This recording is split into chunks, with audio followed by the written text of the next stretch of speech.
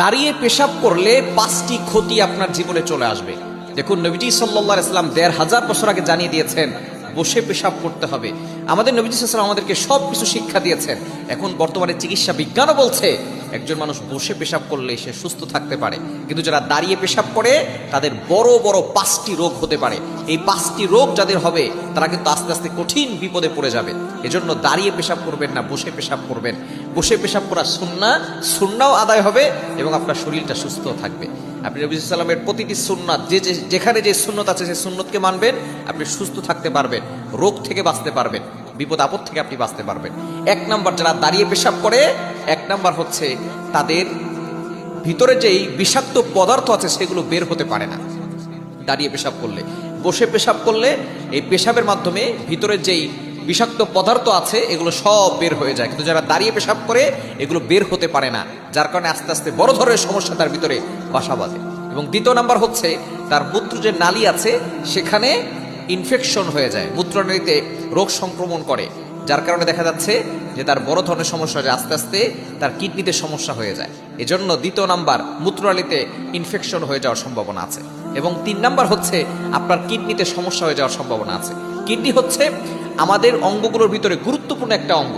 এই কিডনি যদি নষ্ট হয়ে যায় তাহলে কিন্তু আপনি বড় ধরনের রোগের ভিতরে পড়ে যাবেন, এবং কিডনি নষ্ট হয়ে গেলে আপনি দুনিয়া থেকে বিদায়ও নিতে পারেন, এবং আস্তে আস্তে আপনার ক্যান্সারের ঝুঁকি বেড়ে যেতে পারে।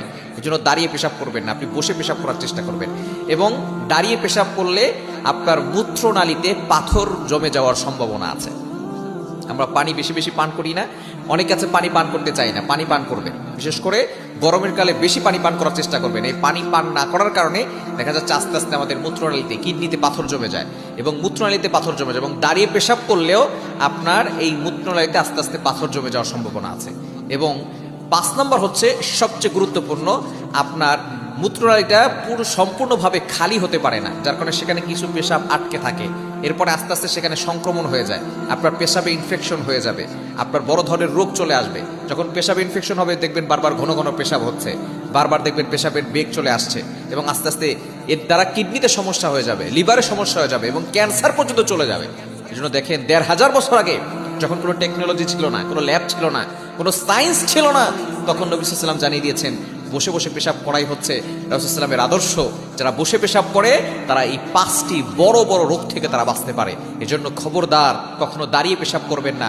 আমাদের অনেকের অভ্যাস হয়ে গেছে, পুরুষরা আমরা দাঁড়িয়ে দাঁড়িয়ে পেশাব করি, অফিসে, বাসায়, নিজে ঘরে বসেও দেখা যাচ্ছে যে দাঁড়িয়ে দাঁড়িয়ে পেশাব করছে।